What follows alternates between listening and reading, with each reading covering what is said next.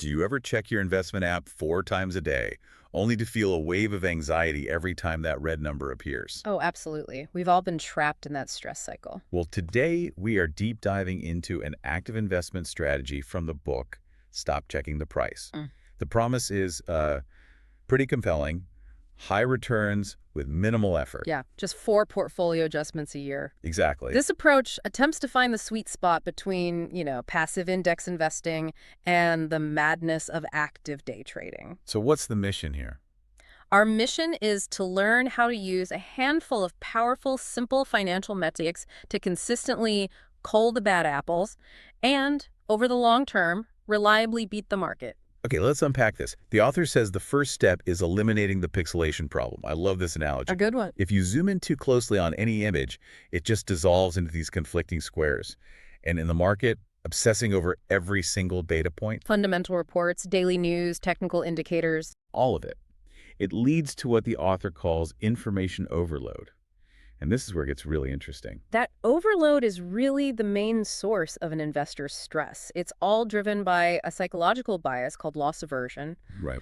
Seeing a price drop hurts us so much more deeply than the joy we get from a gain. So when you consume all these conflicting signals, you just become paralyzed. You can't act. And you end up making terrible decisions or, worse, overtrading. You just have to step back and reduce the noise. Exactly. If you're suffering from information overload, you won't take decisive action. It's like trying to plan a trip by reading 20 different blogs and then you just give up and stay home. That's a perfect example. So if we stop tracking all that noise, what are the few crucial metrics we should focus on? The strategy starts by identifying what he calls a true value creator. And there are 2 very specific indicators for this. Okay. The first one is non-negotiable, ROIC, that's return on invested capital. It must be greater than WACC, the weighted average cost of capital. So in simple terms, the money you make has to be more than what it costs you to get that money. That's the core business logic. If it isn't, the company is literally destroying value. Then the second indicator is pretty strict.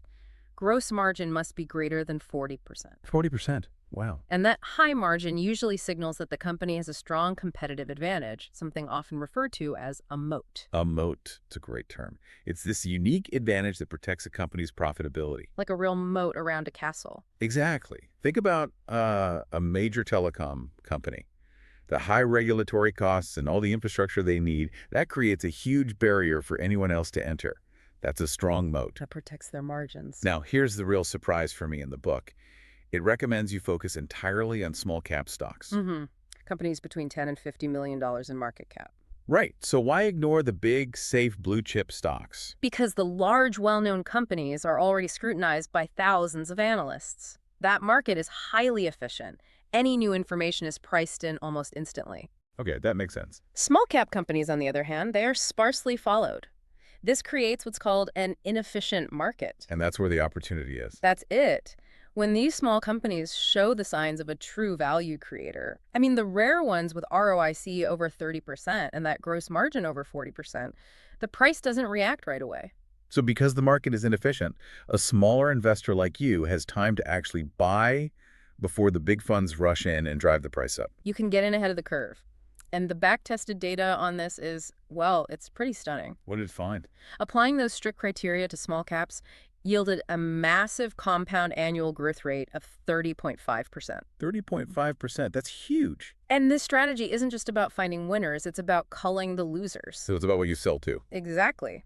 The analysis showed that actively removing companies that fell below those quality thresholds led to a higher annualized return, 22.2%, versus 17.6% for just buy and hold. Why is that? Because you freed up your capital to go after the next great opportunity. You're managing your opportunity cost. So the big takeaway here seems to be about 1% effort for high returns, but only if you focus on a few key indicators. It's a system. You have to systematically eliminate the underperformers every quarter. And the message is pretty clear. Never fall in love with a stock. If it stops creating value, you sell it. Period. It really is a powerful lesson in focusing on quality, not quantity. If you can just rigorously select only the most exceptional companies and systematically cut your losses, you fundamentally change the risk in your portfolio. The goal isn't to find the next Microsoft. What is it then? It's to avoid holding on to all the other companies that just dilute your gains over time.